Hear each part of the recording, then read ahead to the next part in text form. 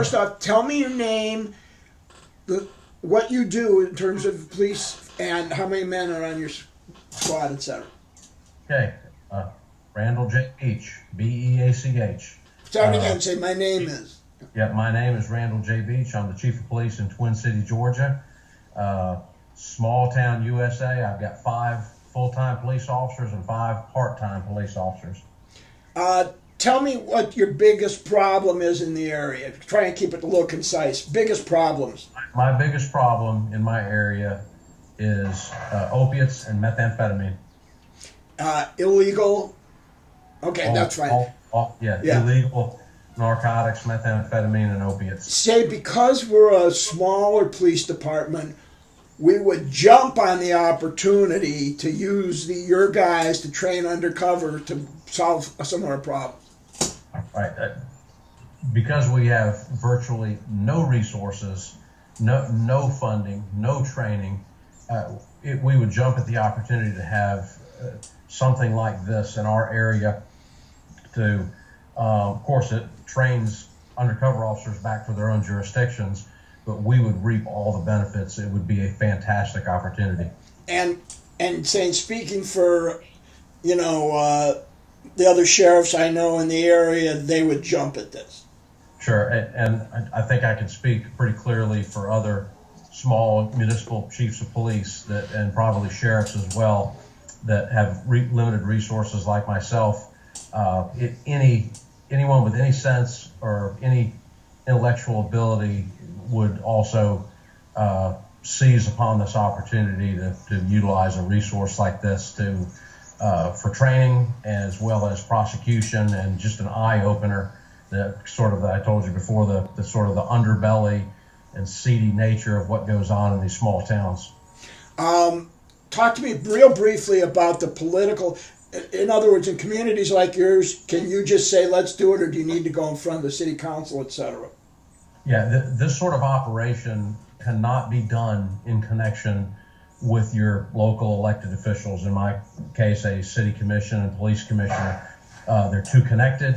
They do not operate under the same constraints, let's say, of secrecy, and everything would be compromised, and they would not be able to provide the funding or keep their mouths shut. And it's almost impossible to do this sort of operation in small towns.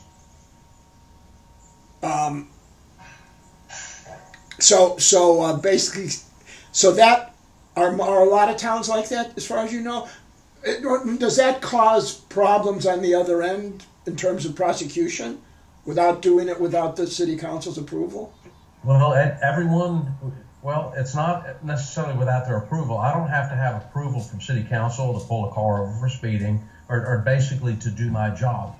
But in terms of anything that has to do with funding, to request funds to, let's say, purchase narcotics or to finance undercover agents to come in, would be, nothing is budgeted for that. And most of these towns have no budget for that, and they rely upon the state police to do it. And then the state police come in and you lose control of the operation, and you just turn your city over to the state police. But if you tried to do it in your own jurisdiction, you are doing it at your own peril, because everyone is related to everyone. This happens on a day-to-day basis. I have commissioners call me, and they want you to do law enforcement, and then their second cousin on their grandmother's side, 3 times removed, got a speeding ticket. What can you do about it? Right. And if you extrapolate that to sending someone to prison, potentially, and exposing them in the community for what they are as a drug dealer, there's no way, and for their own protection, you wouldn't want to involve them. So this is a service that the benefits of this is that it's not costing you anything, and you're getting more options to try and curb the criminal element. Absolutely. So say that to me. This is a great option. Because? Well, because I have no funding issues.